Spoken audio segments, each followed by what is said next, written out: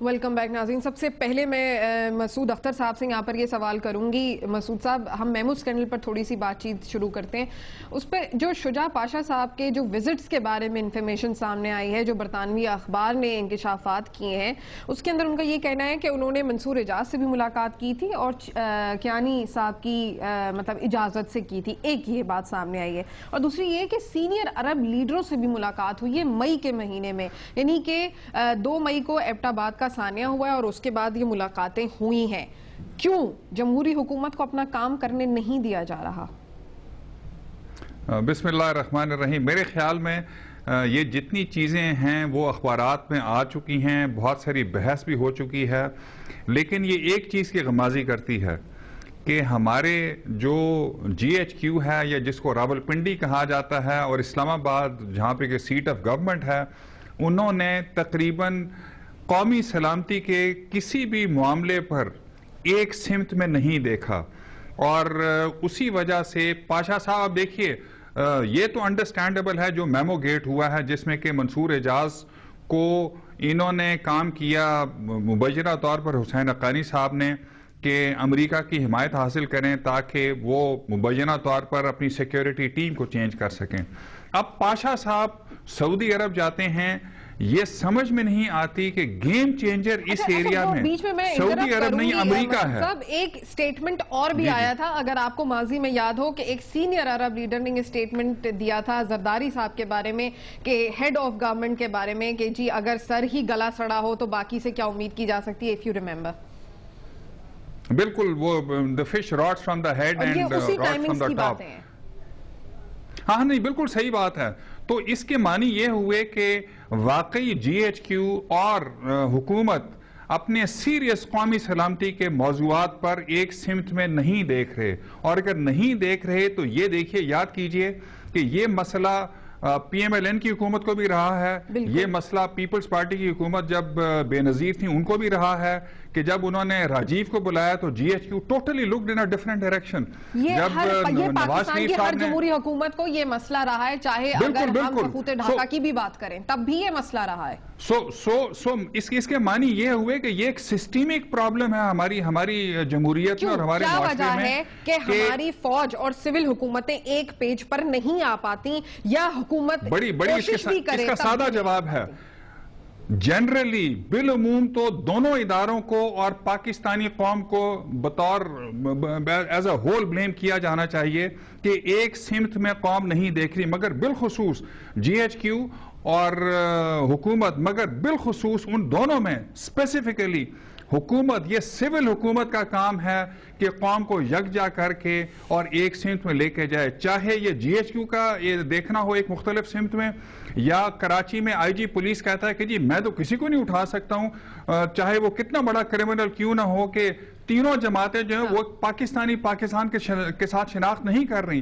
یہ کام سول حکومت کا ہے. مطلب یہ ہوا کہ یہ سول حکومت کی ذمہ داری ہوتی. کھوڑو صاحب, یہ سول حکومت کی ریسپانسبلٹی بنیادی طور پر قوم کو ایک ڈائریکشن فراہم کریں, تو یہ ڈائریکشن شاید آپ لوگوں نے فراہم نہیں کی ہوگی, یا کسی اور جمہوری حکومت نے بھی فراہم نہیں کی ہوگی.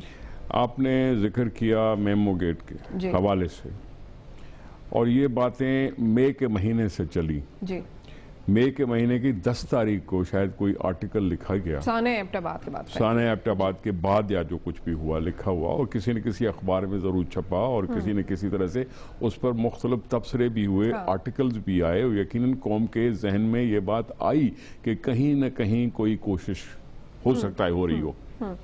اب دیکھیں, بات یہ ہے, سول حکومت تو اپنے طور پر عوام کے سامنے بتانے کا فرض رکھتی ہے. یہ جو حرکت, اگر ہم منصور اعجاز کی بات کا ابھی اتھینٹیکیشن نہیں ہے, مجھے نہیں معلوم اس کی بات پر کتنا بھروسہ کیا جا سکتا ہے کہ نہیں کیا جا سکتا, لیکن اگر ان کے کہنے پر ہی ہم عمل کریں, وہ تو کہہ رہے ہیں وہ سپریم کورٹ کے سامنے بھی پیش ہو جائیں گے, اور 51 پیجز کے انہوں نے, میں وہی عرض کر رہا ہوں کہ جب وہ دوسرے کون تھے جنہوں نے ساری دنیا کے وہ ڈائیلاگز نکال کے قوم کے سامنے رکھ دیے تھے, جولین اسانجے, ویکی لیکس کی وجہ طرح سے منصور اعجاز صاحب بھی کچھ اس طرح کی باتیں کر رہے ہیں. یہ پوچھنا چاہیے کہ انہوں نے نام لیا آرمی چیف کا, کہ چیف آف آرمی اسٹاف کی اجازت سے فلاں سے وہ ملے, اور پھر یہ سارا یوں ہوتا ہے. تو یہ بہت रिस्पॉन्सिबिलिटी सिविल हुकूमत से बढ़ जाती है। हम तो कंपेयर करते हैं ना अपने मुल्क को दूसरे ममालिक से, जहां जमहूरियत है राज सालों से, वहां छोटा सा तबसरा भी इलेक्टेड प्राइम मिनिस्टर के लिए तबसरा भी बहुत मतलब एक्शंस का वो निकाल लेता है कि यहाँ ये बातें चल रही हैं। ये बात अवाम के सामने आ रही है। इसी अवाम ने देखा था कि कुछ अरसा पहले वही लोग जो सिविल उस हुकूमत के साथ थे वो कहते थे कि जी इन्होंने मिलिट्री को बहुत बुरा कर दिया है, हमें सिविलियंस को मौका देना चाहिए। अब सिविलियंस को मौका अगर मिला है तो उनको कम से कम 5 साल चलने दो, अवाम के सामने सब जवाबदेह होंगे, सब जवाबदेह होंगे और उसके बाद जो भी जिसका नसीब और वो कर लेगा। लेकिन ये हरकतें जो हैं वो हरकतें सियासी निजाम को कमजोर करने के अलावा और कुछ नहीं है। और ये हमारे साथ नहीं हुआ, ये हमेशा हुआ। 90 में क्या हुआ, 93 में क्या हुआ, 96 में क्या हुआ, 99 में क्या हुआ, कभी दर पर्दा हुए, कभी सामने आ गए, कभी छुपते रहे, कभी सामने आ गए। यही बातें सारी चलती रही हैं। बात है ना कि कौम को एतमाद में ले लेते। नहीं, देखिए ना, कौम तो फैसला करती है तब जब उसके पास फैसले का वो दिन आता है।